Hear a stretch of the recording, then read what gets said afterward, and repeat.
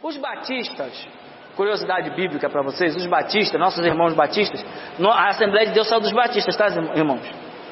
Nós, a Assembleia de Deus, a nossa base teológica é batista, tá? Nós só cremos na evidência do Espírito Santo. Nossa diferença teológica básica é que nós cremos na realidade, na atualidade. Nós cremos em tudo isso que a Bíblia diz a respeito do mover do Espírito Santo.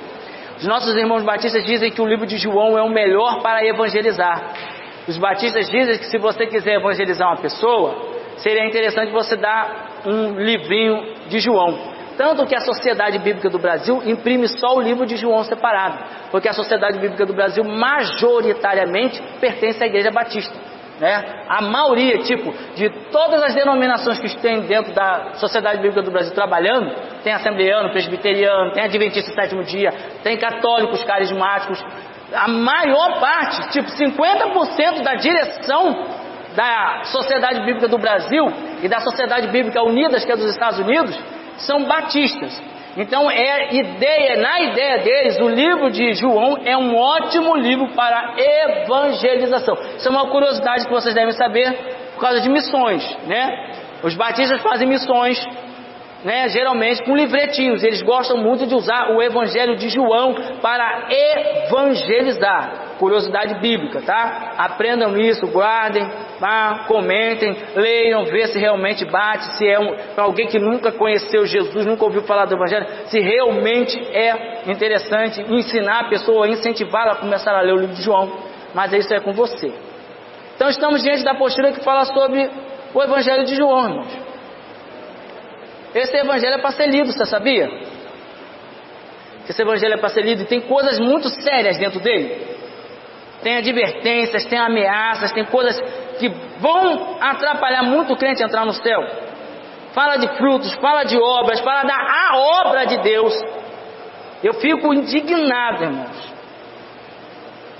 Quando eu converso com alguém, mas eu não fico indignado contra a pessoa porque às vezes ela não sabe discernir a mão direita da mão esquerda, mas é com quem não ensinou aquela pessoa o que é a obra de Deus, o que são as boas obras, o que é o fruto, dar o fruto. Eu faço a obra, uso as boas obras para cooperar com a obra e dou fruto enquanto eu faço as boas obras para estabelecer e efetivar a obra. É nessa ordem. Mas o crente confunde obra com fruto, boas obras e eu fico, Jesus, irmão, cala a boca, senta aí, não. Aí a Elane fala assim, me diz que Cláudio, ele tem pastor? Ela pergunta, você tem pastor? Ela fala, filha, ele tem, então deixa o pastor dele ensinar ele, vaza, sai daí, não se mete. Aí eu tenho que sair de pé, aí o irmão vai, crente que está fazendo tudo que Deus mandou, do jeito que Deus mandou, e está nos atrapalhando mais do que ajudando a Deus. Então o Evangelho de João tem essas coisas, tem essas revelações. É o Evangelho que diz o que é realmente a obra, é o Evangelho que fala, isso aqui é a obra, o resto é tudo invencionice de denominação, de gente sem visão, de gente que quer explorar a igreja. A obra de Deus é isso aqui, só isso aqui. Não tem, só isso. É do Evangelho de João que a gente sabe o que Deus quer que a gente faça. No Evangelho de João. Então o Evangelho de João é sério. Aconselho os senhores a levarem o Evangelho de João a sério. Considerações preliminares. Antes da gente entrar no livro, a gente tem que ler alguma coisa a respeito do livro. Então é o seguinte, na sua apostila está escrito o quê? O Evangelho de João é ímpar, é diferente dos outros 4 evangelhos. Relata muitos fatos do ministério de Jesus na Judéia e em Jerusalém que não se acham nos outros 3 evangelhos, chamados de sinóticos. E revela mais a fundo o ministério da pessoa de Jesus Cristo. Você vê que sua está com S maiúsculo, porque estamos falando do Senhor. O autor identifica-se indiretamente como discípulo a quem Jesus amava. O testemunho dos primórdios do cristianismo, bem como a evidência interna deste evangelho, evidenciam João, o filho de Zebedeu, como o autor. Não é João Marcos, João. João foi um dos 12 apóstolos originais de Cristo e também um dos 3 mais chegados a ele. Nós temos Pedro, nós temos Tiago, nós temos João. Quando Jesus fala que ele é o filho de Davi, eu acho muito lindo quando a gente começa a fazer comparações entre Davi e o Senhor Jesus Cristo. Davi, quando perseguido por Saul, entrou na caverna, se não me engano, de Adulão, e lá encontrou 600 cabeçudos, homens endividados, homens oprimidos, homens fugindo da esposa, homens tudo enrolado, tudo enrolado. E aí ele chama aqueles homens: vou liderar vocês, e transforma aqueles homens no maior e mais letal exército de Israel. Dentro daqueles homens haviam 33 que eram cão chupando manga. E desses 33 haviam 3 que até o cão corria deles. E o ministério de Jesus tinha 3, né? Tinha 3 aqui, ó, mais chegado. Vê como é que as coisas, a gente para analisar, para ler a Bíblia toda, para meditar, se debruça em cima da Bíblia. Eles ia lá, Davi tinha 3, o Senhor Jesus Cristo tinha 3, Davi tinha 30, Cristo tinha 12.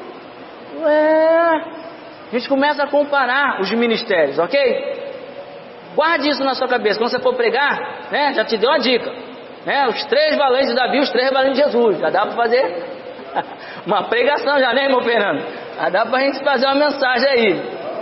Segundo o parágrafo das considerações preliminares, diz que, segundo testemunhos muito antigos, o presbítero da igreja da Ásia Menor,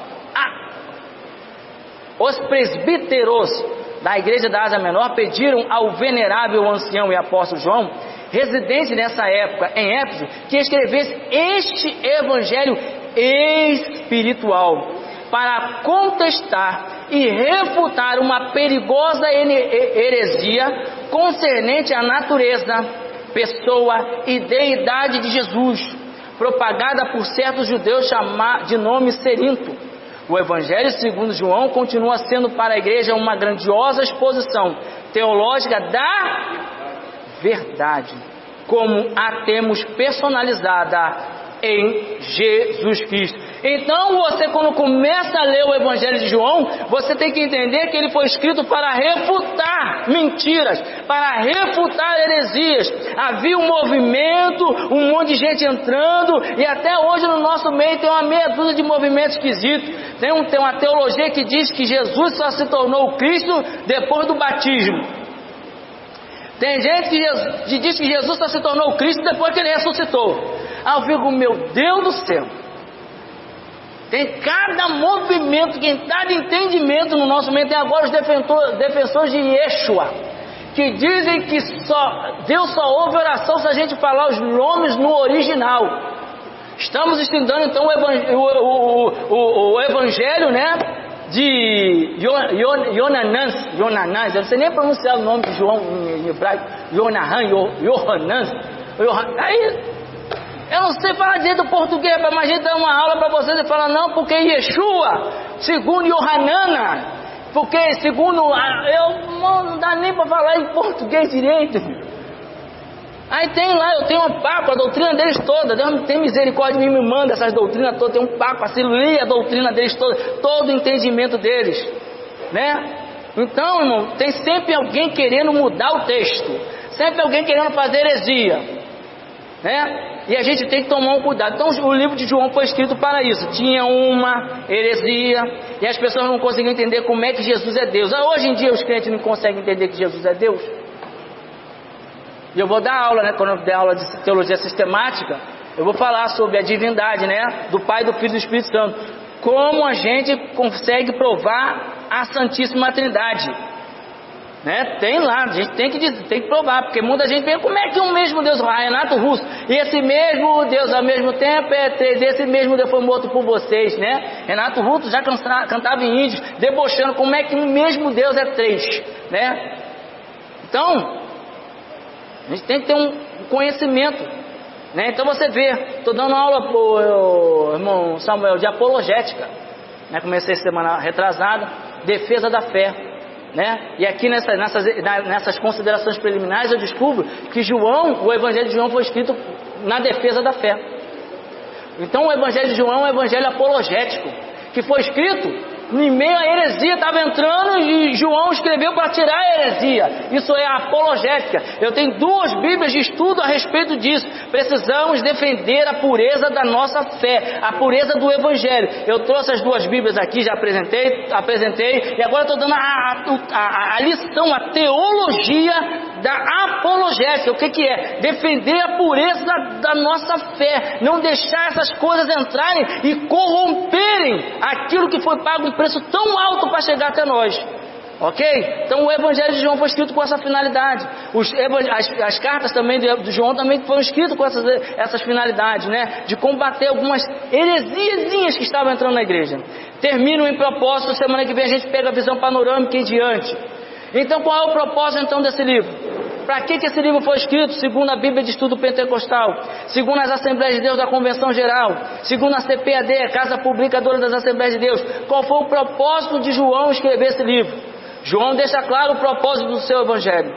No capítulo 20, no versículo 31, a saber, para que creiais que Jesus é o Cristo, o Filho de Deus, e para que, crendo, tenhais vida em seu nome.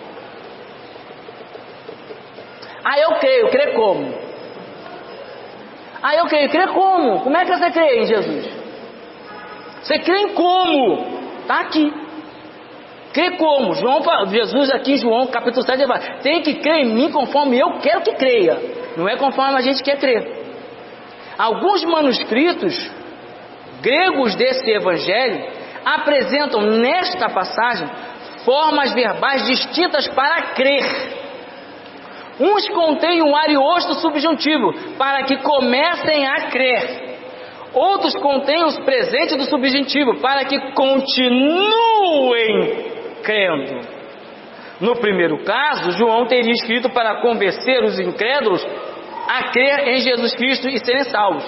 No segundo caso, João teria escrito para consolidar os fundamentos da fé, de modo que os crentes continuassem firmes, apesar dos falsos ensinos de então, e assim terem plena comunhão com o Pai e o Filho. Esses 2 propósitos são vistos no Evangelho segundo João. Contudo, o peso do Evangelho no seu todo favorece o segundo como sendo o propósito predominante. Continuem crendo do jeito que vocês aprenderam. Continuem crendo do jeito que vocês foram informados. Continuem crendo na maneira como foi apresentado Jesus para vocês. Não vai atrás de vento de doutrina, não vai atrás de moda, de invencionice, de pintar o púlpito de preto, de apagar as luzes da igreja, de fumaça saindo de cima, debaixo do púlpito, que no dia que botar fumaça aqui eu quebro o fumaceiro, né? Mas aí deixa quieto, deixa ele chegar primeiro, aí botar raio laser, aí vai ser bonito o negócio, vou quebrar essa jossa toda, tô brincando, né? Mas eu posso tropeçar na tomada, né? Desligo, né? Então, irmãos, as igrejas abandonaram a Shekinah que vem de cima e estão se apegando na Shekinah que vem de baixo. Antigamente a gente buscava a fumaça que vinha de cima. Agora a fumaça não vem, a gente põe fumaça para subir e acha que é a mesma coisa. Não é. Fumaça de baixo é carne, e na carne a gente não pode agradar a Deus, antes a gente o aborrece. Romanos capítulo 8, do versículo 1 ao 14. Eu achei que nada vem de cima, em vez do alto, em vez do céu. Olha de fumaça subindo. Ai, mas achei que nada de Deus, mas eu vou bicar. Cadê a tomada dessa jossa? 2 tempos a gente bica. Irmão, tá aqui a oferta. Se alguém quiser ofertar, fique à vontade. Se alguém quiser tirar a oferta, fique à vontade. E aí, irmão, estou tentando passar para vocês, estou tentando ensinar para vocês, estou tentando passar para vocês tudo que eu aprendi, tudo que eu li, o que todo mundo concorda e crê. Está livre para os irmãos, tá? Aprenderem, está livre para os irmãos acessarem. Isso aqui é de vocês. A única coisa minha aqui é isso aqui, ó. Isso aqui também, mas está emprestado, tá? Vai ficar com a gente aqui até eu comprar o de vocês, a gente vai usar isso daqui, tá? Isso aqui é meu, vou levar de volta. Hã? tá? Então, irmãos, tá aí, se vocês quiserem tirar dúvida, pega, irmão. Eu vou fazer agenda para você poder levar para casa. Pô, irmão, eu queria estudar mais a fundo aquele assunto. Pô, eu queria ver mais a fundo o Evangelho de João. Tá aqui, o Evangelho de João é nesse daqui, ó. Aqui é Mateus, Marcos e Lucas, João tá aqui. João, Atos dos Apóstolos tá nesse aqui. Pô, irmão, eu queria dar uma aprofundada. Então tá aí, irmão, tudo para eu queria ver em outra tradução aqui, ó. Isso aqui é uma das mais fiéis às traduções originais, essa daqui, ó. Então a gente tem que se esforçar, ok? Para entender a palavra, para crer em Jesus como diz a palavra.